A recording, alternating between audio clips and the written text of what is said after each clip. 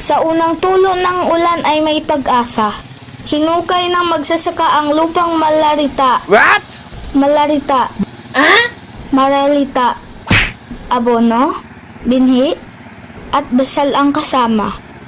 Ngunit sa dulo, gutom pa rin ang kapalit ng gawa. Araw-araw sa init. Kumakapit sa aralo.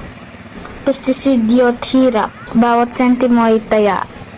Pero sa palengke, palay niya ay parang wala ng halaga. 8 piso. 10? Ganon na lang kababa. Butil ng pawis. Napalit sa barya. Habang buong bansa ay nabubusog sa kanilang ani. Ang mga kamay na nagtanim. Siya pang gutom lagi. May anak na nagtatanong sa hapag, "Tay, bakit wala tayong ulam na masarap?"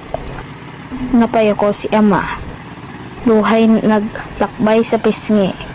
"Anak, palay natin. Mura kaysa sa damdamin ko ngayon. Kaya bago may subo ang kanin, alalahanin mong may pawis. May sakripisyo. May sakripisyo doon. May sakripisyo doon. May sakripisyo. May sakripisyo. May sakripisyo. May sakripisyo doon.